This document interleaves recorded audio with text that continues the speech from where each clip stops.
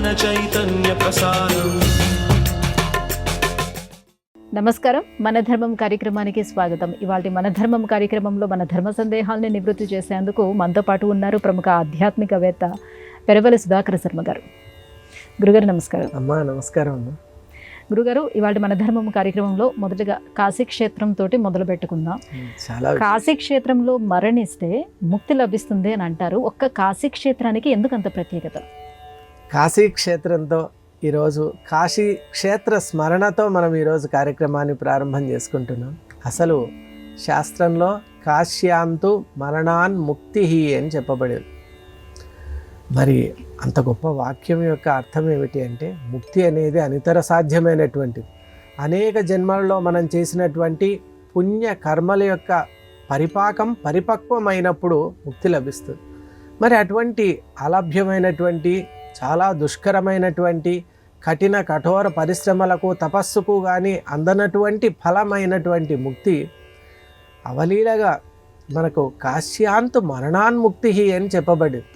అప్పటికి ఆ కాశీ క్షేత్రం యొక్క, ఆ వారణాసి క్షేత్రం యొక్క మహిమను మనం తెలుసుకోవాలి. కాశీ అంటే పంచక్రోశములు ఉంటుంది మా క్షేత్రం యొక్క విస్తీర్ణం. పంచక్రోశముల ఆ విస్తీర్ణంలో వరుణ అసి అనే రెండు నదుల సంగమ స్థానమే వారణాసి. వరుణ అసి అనే రెండు. నిజంగా చెప్పాలి అంటే అసి అనే పదం వినగానే వేదాంత శాస్త్ర అధ్యయనంలో ఉన్న ప్రతి ఒక్కరికి కూడా మహావాక్యం స్మరణకు వస్తుంది. తత్వం అసి. కాబట్టి అసి అనేటువంటి ఆ నది, వరుణ అనే నది రెండు సంగమ స్థానం కాబట్టి వారణాసి. మరి ఆ వారణాసిలో మరణాన్ముక్తి అని ఎందుకు చెప్పబడింది అంటే, పరమేశ్వరుడు ఎప్పుడూ కూడా నిత్య జపంలో, దీక్షలో, ధ్యానంలో ఉంటాడంట. మరి పార్వతీదేవి అడిగారంట, అయ్యా త్రిలోకనాథుడివి నీవు, మరి నీవెప్పుడు ఎవరిని ఆరాధన చేస్తూ ఉంటావు అంటే, నిజంగా అమ్మవారు అడగడంలో అర్థం ఏమిటి అంటే మన కోసం, పిల్లలైన మనం తెలుసుకోవడానికి అడిగారు. అనునిత్యము ఈ జపం ఎడతెగక చేస్తూ ఉన్నావు కదా, ఎవరి రూపాన్ని ధ్యానిస్తున్నావు, నీవు ఎవరి నామాన్ని నీవు ఈ విధంగా అనుసంధానం చేసుకుంటున్నావు అంటే, శ్రీరామ రామ రామేతి రమే రామే మనోరమే అని సమాధానం. శ్రీరాముని యొక్క రూపాన్ని నేను అనుసంధానం చేస్తూ ఉంటాను. అలాగే శ్రీరాముడు కూడా అనునిత్యము శివ పూజన చేసేవాడు, శివ అనుష్ఠాన తత్పరుడు. అలాగే శివ ఆలయాల్ని, శివలింగాల్ని ప్రతిష్ఠితం చేసి ఆయన అనునిత్యం కూడా శివ ప్రీతికరమైనటువంటి కార్యక్రమాలే చేసేవాడు. యజుర్వేదంలో నిష్ణాతుడు. అంటే యజుర్వేదంలోనే శ్రీరుద్రం అనేటువంటి మహిమాన్విత శక్తి ఉంది. శ్రీరుద్రం అనేటువంటిది తైత్తీరియ సంహితలో 7 కాండములలో మధ్య కాండంలో ఉంది శ్రీరుద్రం. మరి అటువంటి మహిమాన్విత శ్రీరుద్రం ఉన్నటువంటి యజుర్వేదాన్ని పరిపూర్ణంగా అధ్యయనం చేసి నిత్య శివపూజ తత్పరుడు శ్రీరామచంద్రుడు. కాబట్టి శ్రీరాముడేమో శివుణ్ణి ఆరాధిస్తున్నాడు, శివుడేమో శ్రీరాముణ్ణి ఆరాధిస్తున్నాడు. ఇక్కడ ప్రస్తుతం మనం అనుకుంటున్నటువంటి క్షేత్రమేమో వారణాసి. అంటే ఇది కాశీ పరమేశ్వరుని యొక్క క్షేత్రం కాబట్టి, గంగానది ఉత్తరవాహినిగా ఉన్నటువంటి ఈ దివ్య క్షేత్రం నిజంగా చెప్పాలి అంటే, ఈ భూమండలంలోనే ఏదైతే సుస్థిరంగా ఉండే క్షేత్రం ఉంటుందో అది కాశీ క్షేత్రం. ఆ పేరు వింటేనే చాలు, కాశీం గమిష్యామి, నేను కాశీకి వెళ్తాను అనేటువంటి సంకల్పం చేసినా కూడా పుణ్యం వస్తుంది అని చెప్తారు. మరి అంత మహిమాన్వితమైనటువంటి స్థానం కాశీకి ఎందుకు ఇచ్చారు అంటే, పూర్వం సృష్టి ఆరంభంలో మనం అందరికీ ప్రయాగ అనే స్థానం తెలుసు. దాని పేరు ఏమిటి అంటే త్రివేణి సంగమం అని అంట. ఆ పేరు ఎలా వచ్చింది అంటే ప్రాయాగ అని అన్నారు. యాగం అంటే సృష్టి యాగం చేసే ముందు బ్రహ్మ అక్కడ తపస్సు చేశాడు కాబట్టి ప్రయాగ అని పేరు వచ్చింది. మరి ఆ బ్రహ్మదేవుడు సృష్టి చేసిన తర్వాత సమస్తమైనటువంటి ఊర్ధ్వలోకాలన్నింటినీ ఒక త్రాసులో ఒకవైపు, కాశీ క్షేత్రాన్ని ఒకవైపు ఉంచినప్పుడు బరువు ఎక్కువై కాశీక్షేత్రం భూమి మీదకి దిగిందండి. చూసారంటే ఊర్ధ్వలోకాల్లో ఉన్న ఆ తపోశక్తి కంటే కూడా కాశీ మహిమాన్వితమైంది అని మనం తెలుసుకోవాలి. మరి అటువంటి కాశీక్షేత్రంలో ఈ యొక్క భగవంతుడు, ఆ పరమేశ్వరుడైనటువంటి పరమశివుడు ఎప్పుడు కూడా జీవుణ్ణి వెంట ఉండేటువంటి వాడు పరమశివుడు. మరణించిన తరువాత అందరూ కూడా కొంతవరకే వెంట రాగలరు, కానీ పరమేశ్వరుడు మాత్రం జీవుని వెంట ఎప్పుడూ ఉంటాడు. భయపడవద్దు, నేనున్నాను అని ఆశ్వాసన ఇచ్చేటువంటి, ధైర్యం చెప్పేటువంటి ఆ పరదేవతే పరమేశ్వరుడు.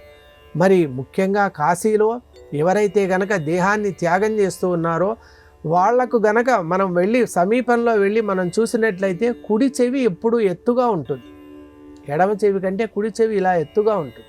అదేమిటి అంటే ఆ జీవుని యొక్క ఉద్ధరణ కోసం, సంసారం నుండి ఆయన విముక్తి చెందాలి అన్నటువంటి ఉద్దేశంతో పరమశివుడు కుడి కర్ణములో అంటే కుడి చెవిలో మహామంత్రమైనటువంటి రామ తారకాన్ని ఉపదేశిస్తూ ఉన్నాడు. తారకము అసలు తారక మంత్రమే తరింపజేసేటువంటి మహామంత్రం. అది సాక్షాత్తు పరమశివుడే ఎప్పుడైతే ఉపదేశం చేస్తాడో ఇక ఆ జీవునికి ఏదైనా మళ్ళీ జన్మ ఉంటుందమ్మా? ఉండే అవకాశం లేదు. అందువల్ల కాశ్యాంతు మరణాన్ముక్తి అని చెప్పడం అది యథార్థం. దాన్ని రామకృష్ణ పరమహంస అంటే ఇటీవలి కాలంలో ఉన్నటువంటి మహాత్ముడు రామకృష్ణ పరమహంస కూడా కాశీ క్షేత్రానికి వెళ్ళినప్పుడు దివ్యమైనటువంటి దృష్టితో చూస్తే ఒకవైపు త్రిశూలంతో తన యొక్క 4 బాహువుల్లో దివ్యమైనటువంటి ఆయుధాలతో ఉన్న పరమేశ్వరుడు మృతజీవి యొక్క కుడి కర్ణంలో ఆ రామ మంత్రాన్ని తారక మంత్రాన్ని ఉపదేశించడం సాక్షాత్తు చూశాడు. చూసి శాస్త్రంలో చెప్పబడినటువంటి విషయం యథార్థము, ఇక్కడ రామ తారకం అనేటువంటిది పరమేశ్వరుని చేత అనుగ్రహింపబడుతూ ఉంది కాబట్టి ఇది ముక్తి క్షేత్రము అని చెప్పారు. కాబట్టి కాశీ మహామహిమాన్వితం. గురువుగారు, అలాగే శ్రీ మహావిష్ణువు సౌమ్యనాథ స్వామిగా దర్శనమిచ్చేటువంటి క్షేత్రం నందలూరు. ఈ క్షేత్ర వైశిష్ట్యం ఏంటో తెలియజేస్తారు. ఎందువల్ల అంటే నందలూరు అనేటువంటిది శ్రీ సౌమ్యనాథ స్వామి వారి యొక్క దివ్యమైనటువంటి క్షేత్ర రాజం. ఇటు ఒంటిమిట్ట, అక్కడ శ్రీరామచంద్రుడు నెలకొని ఉన్నటువంటి క్షేత్రం. అలాగే ఇటువైపు చూస్తే అన్నమాచార్యుల వారి యొక్క క్షేత్రం. ఈ రెండింటి మధ్య ఉన్నటువంటిదే నందలూరు ప్రాంతం.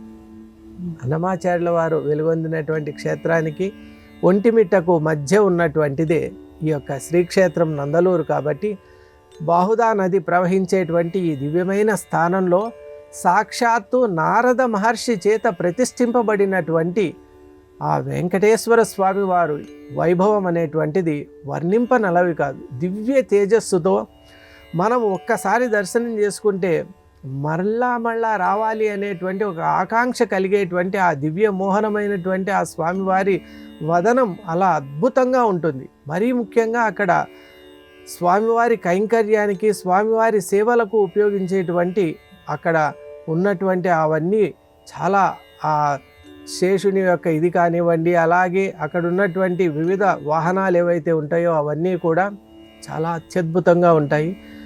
విశాలమైన, అత్యంత విశాలమైనటువంటి ప్రాంగణంలో నెలకొని ఉన్నటువంటి ఈ ఆలయం నిజంగా ఆధ్యాత్మిక సాధనకు అతి గొప్ప క్షేత్రంగా మనం భావించవచ్చు. ఎందువల్ల అంటే అక్కడ అన్నమయ్యే అక్కడ చాలా సమయం ఆ గుడిలో ఏకాంతంగా స్వామివారి సన్నిధానంలో ఉంటూ స్వామివారి చేత ప్రేరణ పొంది అనేక కీర్తనలు కూడా రచించారు. వెంకటేశ్వర స్వామివారి యందు అనితర సాధ్యమైన భక్తి కలగటానికి శ్రీక్షేత్రమైన నందలూరు సౌమ్యనాథ స్వామివారి క్షేత్రమే మూల కారణమని మనకు తెలుస్తోంది.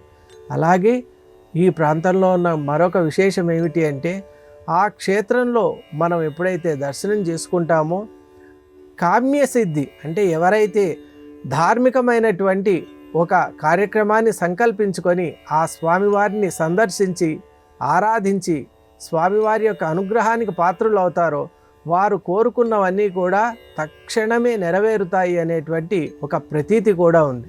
కాబట్టి దివ్యక్షేత్రమైన నందలూరు శ్రీ సౌమ్యనాథ స్వామి వారి యొక్క దర్శనం అనేటువంటిది ప్రతి ఒక్కరికి చాలా ముఖ్యం.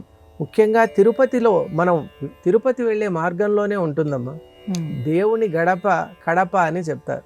మరి కడపకు అత్యంత సమీపంలోనే ఉంటుంది. కాబట్టి అలా మనం ఒంటిమిట్టను దర్శించుకొని నందలూరులో ఉన్నటువంటి శ్రీ సౌమ్యనాథ స్వామి వారి యొక్క దర్శనం చేసుకొని అలాగే అన్నమయ్య క్షేత్రాన్ని కూడా మనం దర్శించి అటు నుండి తిరుమలలో ఉన్నటువంటి కలియుగ దైవమైన శ్రీ వెంకటేశ్వర స్వామి వారిని కనుక దర్శించుకున్నట్లయితే యాత్ర పరిపూర్ణమవుతుంది అని నేను భావిస్తున్నాను. గురువుగారు, మన ధర్మంలో లెక్కకు మిక్కిలి దేవతా స్వరూపాలు మనకు ఉన్నాయి. ఇన్ని దేవతా స్వరూపాలు ఉండటానికి కారణం ఏమిటి? నిజంగా మీరు అడిగిన ఈ యొక్క సంశయం చాలా మందిలో కూడా ఉందమ్మా. ఎందుకంటే సనాతన ధర్మంలో ముక్కోటి దేవతలు అంటున్నారు, మనం ముక్కోటి అని కూడా ఆచరిస్తూ ఉన్నాం. నిజంగా ముక్కోటి దేవతలు ఉన్నారా? లేక త్రిమూర్తులు అని మనం అంటూ ఉన్నాం. అలాగే దశ మహావిద్యలు అంటున్నాం. అలాగే మనం చూస్తే భగవంతుడు దత్తాత్రేయ స్వామిలాగా త్రిమూర్తి స్వరూపం ఏకస్వరూపంగా కూడా భాషిస్తోంది. మరి భగవంతుడు ఒక్కడా, అనేక రూపాల, ఏమిటి అనేటువంటి విషయం పైన కూడా శాస్త్రం చాలా చక్కగా చెప్పింది. మనకు వేదం పరమ ప్రమాణం, తస్మాత్ శాస్త్రం ప్రమాణం అని మనకు చెప్పబడింది. కాబట్టి ఋగ్వేదం చెప్తోంది ఏకం సత్ విప్రా బహుదా వదంతి అని. నిజంగా భగవంతుడు ఒక్కడే, సనాతన ధర్మంలో ఉన్నటువంటి ఆ చైతన్య శక్తి ఒక్కటే. మనం నిజంగా బహుదేవత ఆరాధకులుగా ఎందుకు పిలువబడుతున్నామంటే అనేక రూపాల్లో ఆ దేవుణ్ణి మనం కొలుస్తూ ఉన్నాం. అది మన సౌభాగ్యం. నిజంగా చెప్పాలి అంటే అన్ని రూపాల్లో భగవంతుడిని దర్శించేటువంటి ఒక ప్రజ్ఞ సనాతన ధర్మంలో ఉంది. కానీ అన్ని రూపాల్లో మనం దర్శించేది ఏకతత్వాన్ని. దీన్ని ఎప్పుడూ విస్మరించరాదు. ఆ ఏకతత్వాన్ని ఎప్పుడైతే మనం తెలుసుకుంటామో, ఆ అద్వైత తత్వాన్ని ఎప్పుడైతే మనం పట్టుకోగలుగుతామో, అప్పుడు నిజంగా బహుదేవతారాధన అనటంలో దానికి పెద్ద ఆక్షేపణ ఏమీ ఉండదు. ఎందుకంటే ఏ రూపంలో నీవు కొలిచినా కూడా ఆ తత్వాన్నే కొలుస్తూ ఉన్నావు. దానికి కూడా ఉపనిషత్ చాలా స్పష్టంగా చెప్పింది, ఉపాసకానాం సహాయార్థం బ్రహ్మణో బహురూపిణ అని చెప్పింది. ప్రతి వాక్యం, ప్రతి సందేశం, ప్రతి విషయం కూడా ఉపనిషత్తు మనందరి మనసుకు హత్తుకునేటట్టు చెప్తుందమ్మా, తల్లి కదా. అందువల్ల ఉపాసకానాం సహాయార్థం, ఉపాసనలో ఒకరికి ఒక రకమైనటువంటి నామరూపం యందు అభిరుచి అభినివేశం ఉంటాయి. కాబట్టి కొంతమందికి శివుడు ఇష్టం, కొంతమందికి కార్తికేయుడు ఇష్టం, కొంతమందికి వినాయకుడు ఇష్టం. అలా కొంతమందికి మాతృస్వరూపమైన ఆ శక్తి ఆరాధన యందు వారికి చాలా ఇష్టం ఉంటుంది. కాబట్టి అక్కడ దాన్ని ఇష్టనిష్ట అనేది మన సనాతన ధర్మంలో ఉందమ్మా. ఇష్టనిష్ట ఉంది మనకు. అంటే ఏ రూపంలో అయినా ఆరాధన చేయొచ్చు, కానీ అన్ని రూపాల్లో మనం అర్చించేది ఏకతత్వాన్ని. అది ఎప్పుడూ విస్మరించరాదు. అది కనుక మనం తెలుసుకున్నట్టయితే భేదభావాలు, ద్వేషభావాలు, విపరీత భావాలు మన మనస్సులో రావు. మనం శివుణ్ణి కొలిచినా, విష్ణువుని కొలిచినా, కార్తికేయుని కొలిచినా, సూర్యుని కొలిచినా, అంబికను కొలిచినా. అందుకే ఆదిశంకర భగవత్పాదుల వారు పంచాయతన పూజ అనే విధానాన్ని కూడా పెట్టి అన్ని దేవతలను కూడా ఉపాసించే మార్గాన్ని పెట్టారు. కాబట్టి ఇష్టనిష్టతో మీరు ఏ దేవతనైనా మీరు భక్తిపూర్వకంగా మనస్ఫూర్తిగా ఆరాధన చేయండి. కానీ మిగతా దేవతలకు భిన్నమని మాత్రం ఎప్పుడు అనుకోరాదు. అది ఎప్పుడైతే ఉండదో, సనాతన ధర్మంలో మనకున్నటువంటి ఈ సౌలభ్యం మనకే ఉంది. ఆ సౌలభ్యాన్ని మనం వినియోగించుకోవాలి. మనం అందరూ కూడా ఒకే దేవతను మనం ఆరాధిస్తున్నాం, ఒకే తత్వాన్ని మనం ఆరాధిస్తున్నాం అనే భావనతో ఎప్పుడైతే ఉంటామో, పరస్పరం ఆరాధన అనేటువంటిది బలాన్ని పొందుతుంది, వృద్ధి పొందుతుంది. ధర్మం కూడా అద్భుతంగా అది 4 కాలాల పాటు నిలిచి ఉండేటువంటి ఒక అవకాశం ఉంది. మనలో మనకు అంతర్గతమైనటువంటి ఈ భావనలు, ఈ విభజించేటువంటి ఈ ఏదైతే విద్వేషకరమైనటువంటి ఈ ఆలోచనలు తగవు. కాబట్టి మనమంతా సంఘటిత శక్తిగా ఉండాలి. సనాతనం అంటేనే సంఘటిత శక్తి. అలా ఉన్నప్పుడే మనం ఈ యొక్క ధర్మాన్ని ముందుకు తీసుకొని వెళ్ళగలం. మన పిల్లలు అలాగే తరతరాలుగా కూడా ఈ జీవన స్రవంతి ఇలాగే కొనసాగేటట్టు మనం అందరూ కూడా రక్షణ, ఈ యొక్క ధర్మాన్ని పరిరక్షణ చేసేటువంటి బాధ్యత ఉంది అని మనం గ్రహించాలి. గురుగారు, ఇక మరో సందేహం, నరో భవేత్ సోమః, దీని అర్థం ఏంటో తెలియజేస్తారా? చక్కటి అమ్మ, నక్షత్రమాలికా స్తోత్రంలో ఉన్నటువంటి ఫలరూపమే నరో భవేత్ సోమః అని. చాలా గొప్ప వాక్యం అమ్మ ఇది. ఏమిటంటే నరో భవేత్ సోమః. సోమః అంటే ఆ పరతత్వం, పరాతత్వం, పరమేశ్వరుని యొక్క తత్వం. మనిషిలో పరమేశ్వరుని యొక్క తత్వాన్ని పొందగలిగేటువంటి ఒక అవకాశం ఉంది, అద్భుతమైనటువంటి ఆ శక్తి ఉంది అని ఈ యొక్క నక్షత్రమాలికా స్తోత్రం యొక్క ఫలరూపం చెప్పబడింది. ఎందువల్ల అలా చెప్పబడింది అంటే, వాస్తవంగా మనిషి అంటే ఎవరు? మనిషి అంటే నిజంగా ఆ జీవశక్తి అంటే ఎవరు? మనం చూసే నామరూపమా, లేక అంతర్గతంగా ఉన్నటువంటి మన శక్తి అని ఎప్పుడైతే విచారణ చేస్తూ పోతామో, అప్పుడు పంచకోశాలకు అతిరిక్తంగా ఉండేటువంటి ఆ తత్వం ఏదైతే ఉందో అదే ఆ జీవశక్తిగా మనం తెలుసుకుంటాం. ఎప్పుడైతే ఆ జీవశక్తిగా మనం తెలుసుకుంటామో, అప్పుడు మనకంటే మనం ఆ పరమాత్మ కంటే భిన్నం కాదు అని మనం గ్రహిస్తాం. గ్రహించినప్పుడే నరో భవేత్ సోమః అంటే నీరు ఎక్కడ చూసినా కూడా జలం ఒకటే, గంగ అంటాం మనం. అయితే కొన్ని ప్రాంతాల్లో దానికి రకరకాల పేర్లతో మనం భావిస్తూ పిలుస్తూ ఉంటాం.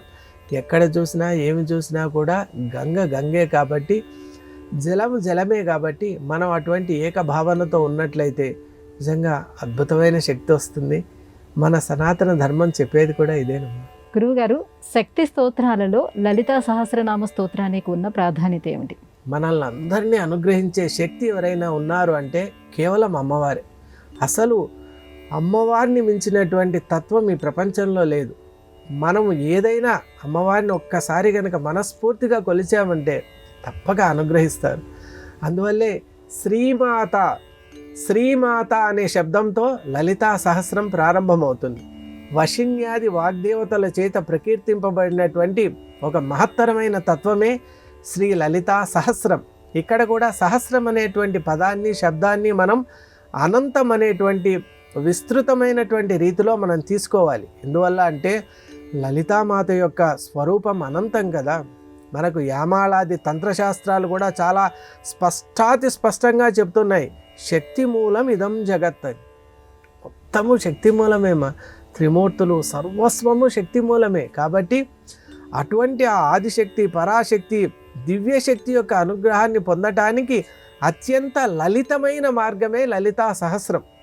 ఇది నిజంగా చెప్పాలి అంటే మనం జ్ఞానానందమయం దేవం నిర్మల స్ఫటికాకృతిం ఆధారం సర్వ విద్యానాం హయగ్రీవం ఉపాస్మహే అని సమస్త విద్యలకు మూలం నిధి ఎవరైతే ఉన్నారో అటువంటి హయగ్రీవుని చేత చెప్పబడినటువంటి హయగ్రీవ అగస్త్య సంవాదంగా ఉన్నటువంటి వెలుగొందుతున్నటువంటి ఈ యొక్క దివ్యమైనటువంటి స్థవం ఏదైతే ఉందో అనునిత్యము మన ఇంట్లో ఈ శబ్దము ప్రసరింపబడాలి.